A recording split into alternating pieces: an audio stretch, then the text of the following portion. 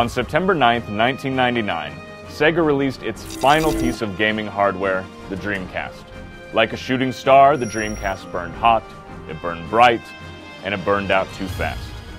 Thought to be Sega's salvation following the dismal performance of the Saturn, the Dreamcast was developed and aimed squarely at the dedicated gamer.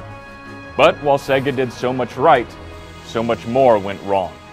For the next few minutes, let IGN take you through the whirlwind, exuberant, but ultimately tragic 2-year life of the Dreamcast.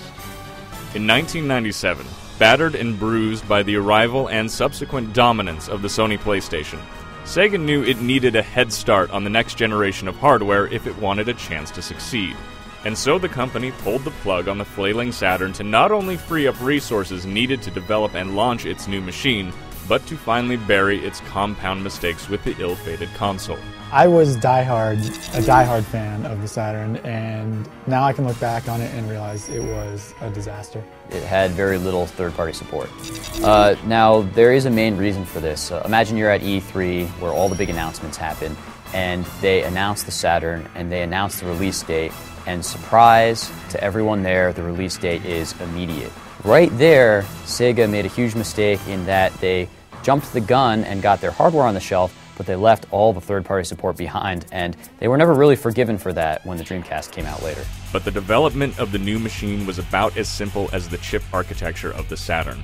Dual designs competed within Sega to become the Dreamcast, with a Hitachi-designed processor and Power VR2 graphics chip nicknamed Katana besting a Voodoo 3D FX-powered machine codenamed Dural.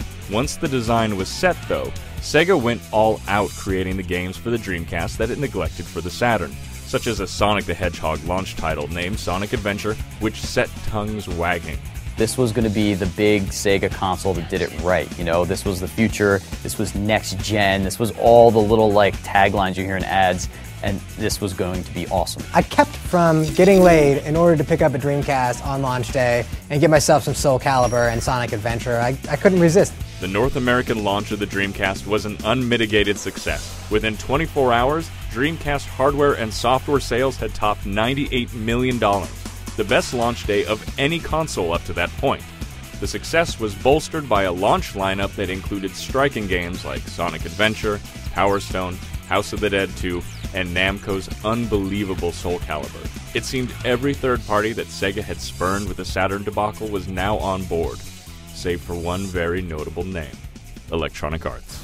The main thing about the Dreamcast third-party support is that it wasn't that good, first of all, but if you really had to pinpoint what wasn't that good about it, you'd have to go to EA. So not having EA Sports on Dreamcast was obviously a huge deal, but not having any of the EA titles was a big hurdle, and the fact that you had this major company out there that said, yeah, we don't think the Dreamcast is going to last, it sort of created a psychological damage for the Dreamcast. It sort of set it out to say, this is going to fail, and we're the ones who know better. But even with the absence of Electronic Arts, Sega had a stable of big names and big games for the Dreamcast from publishers like Midway, Capcom, and Namco.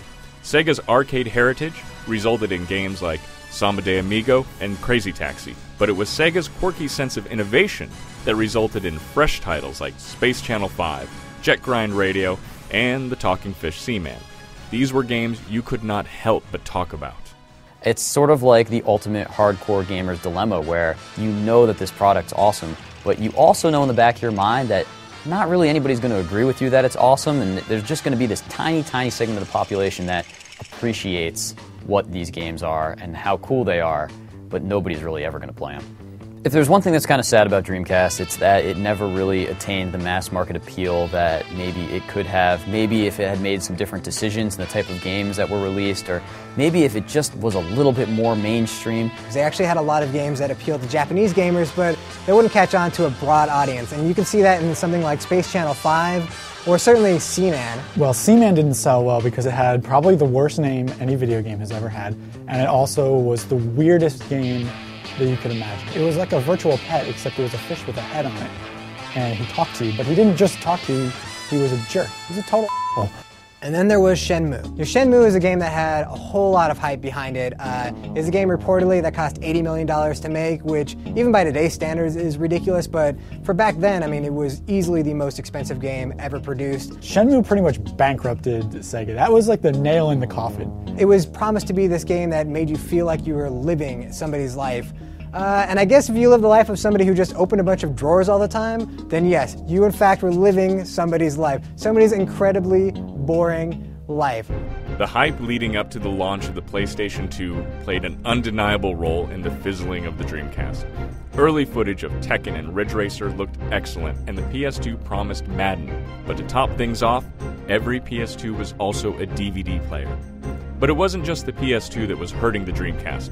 Sega also had to defend itself against not only its oldest nemesis, Nintendo and the GameCube, but also an industry newcomer, Microsoft's Xbox. It was all too much. And so on January 31st, 2001, Sega announced that the dream was dead. No! By March, the Dreamcast would be completely out of production. Sega was not only out of the hardware game for this generation, but entirely. The story of the Dreamcast is bittersweet. It's a story of bright beginnings and tragic endings, of Soul Calibur and Shenmue. But what it's not, though, is a story of blame. No one group is responsible for the sad fate of the Dreamcast. Not indifferent gamers, not publishers that withheld their support. Everybody has a little blood on their hands. And so, 10 years out, IGN remembers the Dreamcast with a mixture of fondness, bewilderment, and reverence. The Dreamcast may be dead, but the dreams and memories it inspired in gamers around the world will live on forever.